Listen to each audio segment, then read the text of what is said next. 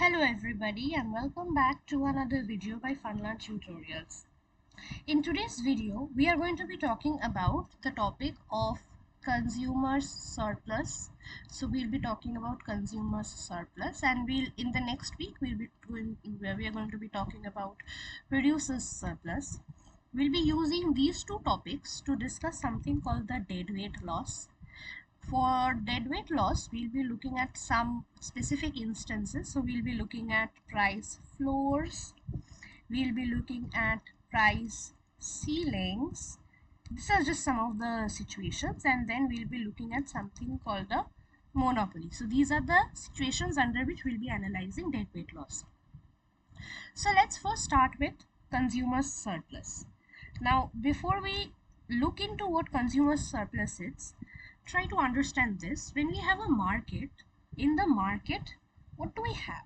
We have two parties. We have two people operating in the market. So we have buyers or we have consumers. So these are either buyers or consumers. They mean the same thing. Similarly, we have sellers or we have producers. We assume that there are no intermediaries or something. Whoever is producing, they are the people who are selling. So it's like assuming that the farmers sell products to you directly. These people, these buyers and consumers, they demand, and the sellers or the producers, they supply, right? So when you look at the market, this demand represents the buyer's side, right? And the supply side represents the sellers. Now when you look at consumer surplus, you're looking at buyers surplus. Surplus means basically excess, buyers excess. Now what does buyers excess mean? Look at the market and see, say for example, at price P hat and at quantity Q hat, you have the equilibrium. So this is, say, point E. So this is your equilibrium price is P hat and your equilibrium quantity is Q hat. What does it mean? Essentially, it means at price P hat, your sellers are also willing to sell OQ hat amount of quantity because it's on the supply curve, and similarly at the same price P hat, the buyers are willing to demand Q hat because that's also on the demand curve. Now the idea then is, was that always the plan for the demanders, for those who demand? Was this always the plan? See, say for example at price P1, if we go by the demand curve, we see that at price P1 the quantity is somewhere like Q1. So for quantity Q1, they were willing to pay price P1, willing to pay. So this brings us to the concept of willingness to pay, right? This is the maximum amount I'm willing to pay. For Q1, actually think of it as maximum willingness to pay. So for quantity Q1, one particular buyer was willing to pay at most P1 amount. Suppose they brought 10 rupees from their home, right?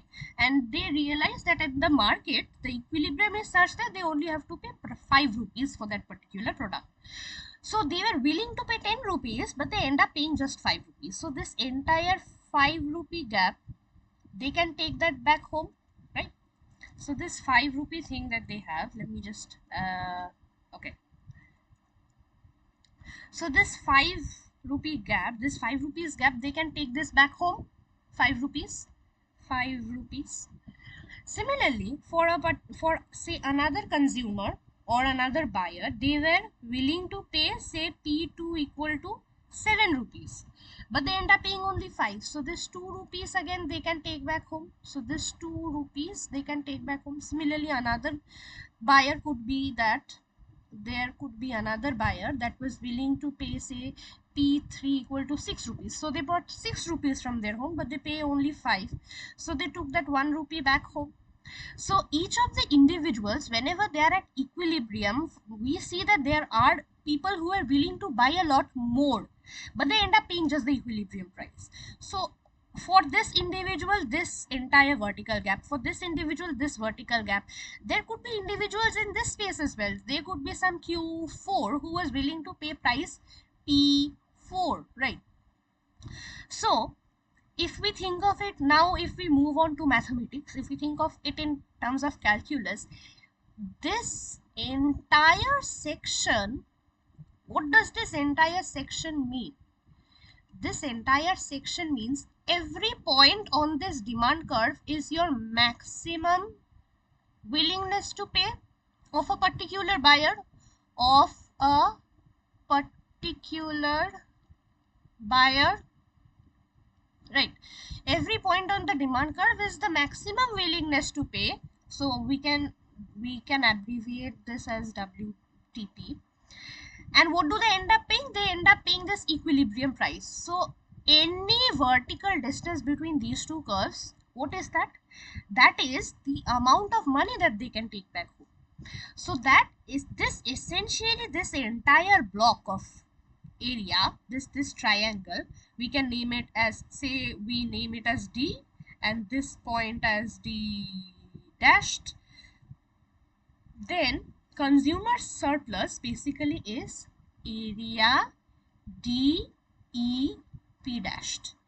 D E P dashed. This is your consumer surplus. What does it mean? It means this is the total amount of money that they were willing to pay but they don't pay because it's operating on the equilibrium. So they had that money in their pocket, they were willing to pay this much but they don't end up paying that. That is your consumer surplus. Buyers have excess money with them. That is a good thing because that means they are happy, right? So this is actually, think of it this way, these two measures taken together, they actually measure market efficiency, or they can be a measure of social welfare. If you assume that only buyers and sellers are there in the market, then this is a measure of social welfare. Otherwise, this is a measure of welfare. So this is what you mean by consumer surplus.